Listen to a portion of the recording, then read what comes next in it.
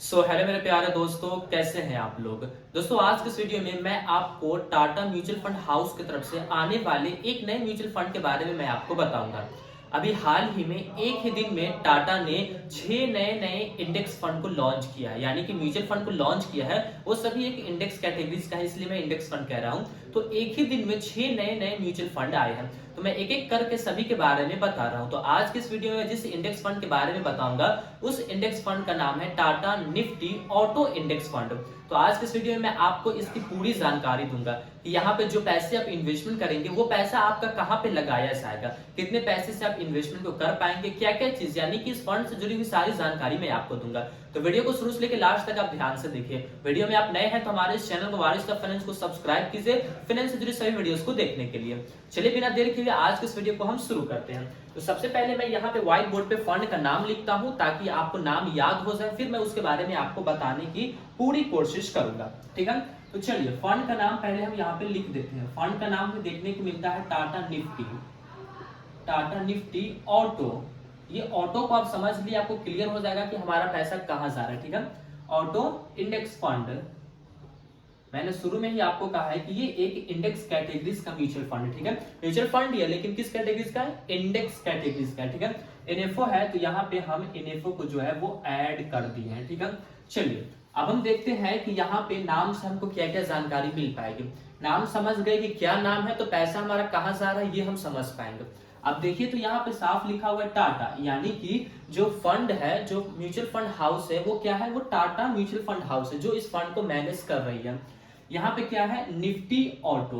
अब ये ऑटो का मतलब आप समझिए, तभी आपको क्लियर होगा कि हमारा पैसा कहाँ जा रहा है। ऑटो मतलब क्या हुआ, ऑटोमोबाइल्स। ठीक है, यानी कि यहाँ पे जो भी पैसा हम इन्वेस्टमेंट करेंगे, 1000, 10,000, 20,000, जो भी पैसा हम डालेंगे वो सारा का सारा पैसा ऑटोमोबाइल सेक्टर के अंदर में जाएगा।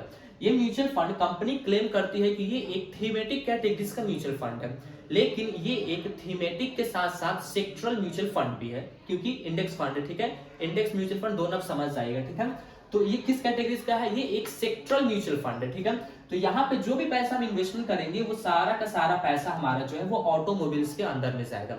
यानी कि साफ साफ मैं आपको कहूं तो यहाँ पे मैं पहले उस चीज को लिखता हूं। ठीक है, इंडिया, इंडिया की टॉप 15। ठीक है, क्योंकि निफ्टी ऑटो के अंदर में हमें 15 कंपनियां देखने को मिलती है, जो कंपनी हमारे देश की है और सबसे बड़ी बड़ी कंपनियां हो। ठीक है, मैं आसान भाषा में आपको समझाऊंगा। ठीक है, इंडिया की टॉप 15 ऑटोमोबाइल्स कंपनी के अंदर में जाता है। ठीक है, तो ऑटोमोबाइल्स को मैं यहाँ पे ऑटो ही लिखता हूँ। ठीक है, कंपनी, आपको अब क्लियर होगा कि हमारा पैसा कहां पे जाएगा, 15 स्टॉक्स के अंदर में जाएगा। अगर मैं आपको एकदम सिंपल भाषा में समझाऊं कि हमारा पैसा कैसी कंपनी के अंदर में जाएगा, तो आप ये जान लीजिए कि जो भी पैसा इन्वेस्टमेंट होगा वो सारा का सारा पैसा व्हीकल्स बनाने वाली कंपनी के अंदर में जाएगा। व्हीकल्स यानी गाड़ियां, जैसे कोई कंपनी 2 व्हीलर बनाती है, जैसे बाइक बनाती है, तो वैसी वैसी कंपनी के अंदर में पैसा जाएगा। कोई 3 व्हीलर बनाती है वैसी कंपनी में जाएगा, कोई 4 व्हीलर बनाती है वैसी कंपनी में जाएगा, जैसे महिंद्रा एंड महिंद्रा हो गया। ठीक है, तो ये क्या कर रही है, ये कार को बना रही है, बोलेरो स्कॉर्पियो जो होती है उसको बनाती है, वहां भी पैसा आपका जाएगा। और जिस एएमसी कंपनी जो इस फंड को मैनेज कर रही है टाटा, उस टाटा मोटर्स के अंदर में भी आपके पैसे को इन्वेस्टमेंट किया जाए, क्योंकि वो भी एक ऑटो सेक्टर्स का। ठीक है, वो भी ट्रक वगैरह बनाया करती है, कार वगैरह बनाया करती है। तो आपका पैसा जो है, जो व्हीकल्स बनाने वाली कंपनी है वैसी कंपनी के अंदर में आपके पैसे को इन्वेस्टमेंट किया जाएगा। ये तो मोटा मोटी हो गया कि हमारा ज्यादातर पैसा जो है वो ऑटोमोबाइल्स कंपनी के अंदर में जाएगा। लेकिन म्यूचुअल फंड में हमारे पैसे को डाइवर्सिफाई किया जाता है, यानी कि अलग अलग जगहों पे बांटा जाता है रिस्क को कम करने के लिए। तो अब आप समझिए कि और इसके अलावा हमारे पैसे को कहाँ इन्वेस्टमेंट किया जाएगा, तो उसको हम बोलते हैं होल्डिंग्स। ठीक है, जब भी आप हमारी वीडियोस को देखिए तो होल्डिंग्स आ गई, आप ये समझिए कि हमारे पैसे यहीं पे इन्वेस्टमेंट किए जाएंगे। जैसे ज्यादातर पैसा यहाँ पे जाएगा। ठीक है, मैं यहाँ पे लिख दे रहा हूँ 15 स्टॉक्स। ठीक है, 15 स्टॉक्स जो है वो कौन सी, ऑटो सेक्टर्स की। ठीक है, ऑटो सेक्टर्स की 15 स्टॉक्स के अंदर में जो हमारा पैसा इन्वेस्टमेंट किया जाएगा, स्टॉक्स का स्पेलिंग गलत है। ठीक है, तो जो हमारा पैसा जाएगा वो 95% जो पैसा हमारा रहेगा वो इस 15 कंपनी के अंदर में इन्वेस्टमेंट किया जाएगा। 95%, यानी कि 100 रुपए इन्वेस्टमेंट है तो 95 रुपया ऑटो सेक्टर्स के अंदर में। ठीक है, और इसकी संभावना है कि आपके पैसे को पूरा पूरी 100% यहीं पे इन्वेस्टमेंट किया जाए। लेकिन यहाँ पे एक और एसेट्स हमको देखने को मिलता है जहां पे हमारे पैसे को इन्वेस्टमेंट किया जाएगा, ठीक है, वो हमें देखने को मिलता है डेप्ट। अब देखेंगे ना तो डेप्ट आपको हर एक म्यूचुअल फंड के अंदर में देखने को मिलेगा, डेप्ट एंड मनी मार्केट। इसके अंदर में जो आपके पैसे का जो एलोकेशन रह सकता है वो है 0% से लेकर के 5% तक, ठीक है, इससे ज्यादा एलोकेशन डेप्ट के अंदर में नहीं होगा। और ऑटो सेक्टर्स के अंदर में 95% से कम एलोकेशन नहीं होगा, ठीक है। ये चीज आप क्लियर रखिएगा कि पैसा हमारा कहां जा रहा है, पूरा अब आपके सामने क्लियर हो गया है। अब आप मान के चलिए कि आपको पैसे इन्वेस्टमेंट करने हैं, कि हमको भाई ये जो सेक्टर है वो हमको पसंद है, ऑटोमोबाइल जो सेक्टर है वो बढ़ रहा है, हमको पैसे इन्वेस्टमेंट करने हैं। तो कितने पैसे से आप यहाँ पे इन्वेस्टमेंट कर पाएंगे? इन्वेस्टमेंट का म्यूचुअल फंड के अंदर में दो तरीका, एक एसआईपी और एक लमसम। तो आप देखिए कि अगर आपको एसआईपी करना है तो मिनिमम एसआईपी अमाउंट क्या रखा गया है, या फिर अगर आपको लमसम करना है, क्योंकि ज्यादातर लोग जो है वो लमसम ही किया करते हैं, तो लमसम के लिए क्या अमाउंट रखा गया है? तो एसआईपी अगर आपको करना है, जब हर महीने पैसे इन्वेस्टमेंट करेंगे, वो मात्र 100 रुपए रखा गया कि 100 रुपए से आप इन्वेस्टमेंट शुरू कर पाएंगे, ठीक है।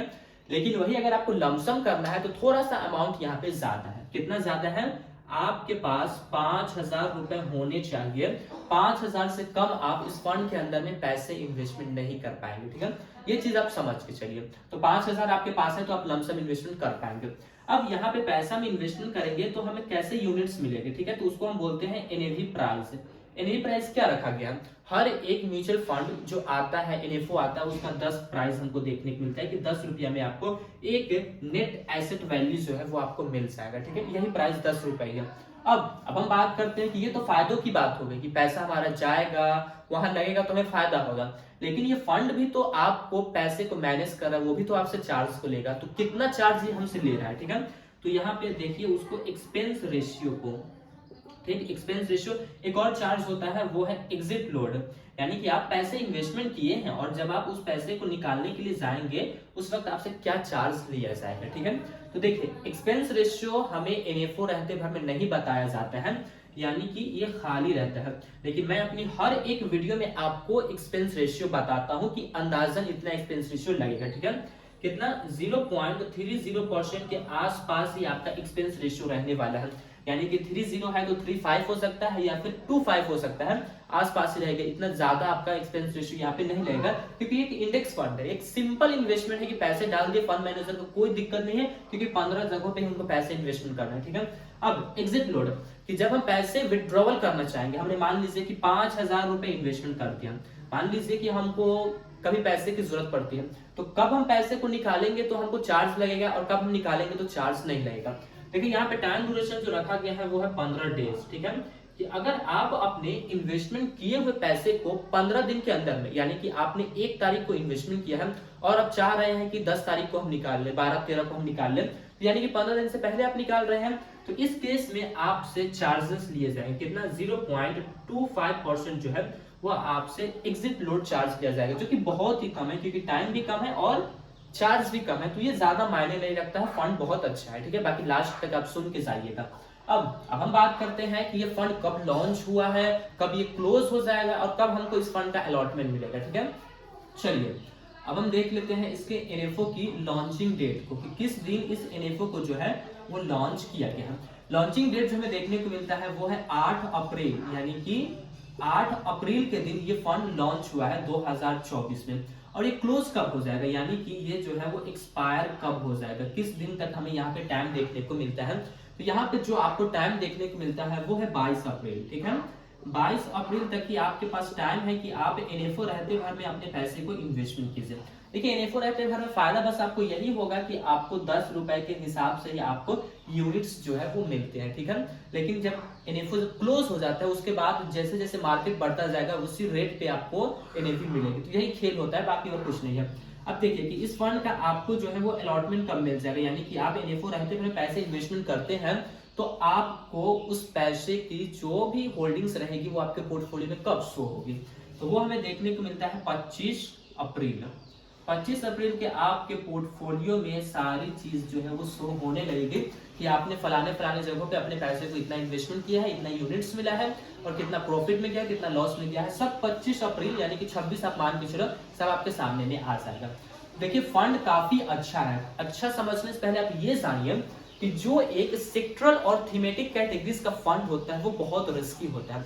यहाँ तक कि ये फंड जब लॉसेस देने लगता है तो स्मॉल कैप की जो कैटेगरीज होती है म्यूचुअल फंड में उससे भी ज्यादा ये आपको लॉस दे सकता है। वो इसलिए क्योंकि ये किसी पर्सनल सेक्टर के अंदर में इन्वेस्टमेंट कर रहा है। मान लीजिए कि अभी व्हीकल्स के ऊपर कभी रोक लगा दिया जाए, ऐसा तो होगा नहीं, लेकिन अब एक मान के चलिए कि कुछ ऐसा होता है कि लोग गाड़ी खरीदना बंद कर देते हैं, तो इस केस में क्या होगा, हमारा पैसा तो सारा ऑटोमोबाइल सेक्टर में ही गया है, तो क्या होगा, हमें लॉस देखने को मिलेगा।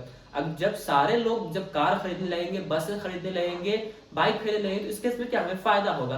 तो दोनों चीज यहाँ पे रिस्क भी बहुत ज्यादा है और रिटर्न्स भी आपको बहुत अच्छे यहाँ से मिलेंगे।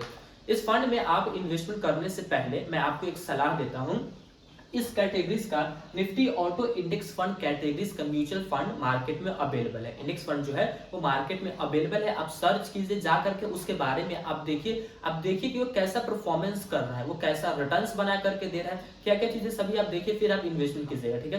क्योंकि मेरी कोई भी वीडियोस रिकमेंडेशन वीडियोस नहीं होती है, सभी वीडियोस हमारी एक एजुकेशनल पर्पस के लिए बनाई जाती है। तो मैं आशा करता हूं कि आपको ये जानकारी काफी पसंद आएगी। दोस्तों जानकारी पसंद आई, वीडियो लाइक कीजिए और हमारे इस चैनल को वारिस का फ्रेंड्स को सब्सक्राइब कीजिए फ्रेंड्स से जुड़ी सभी वीडियोस को देखने के लिए।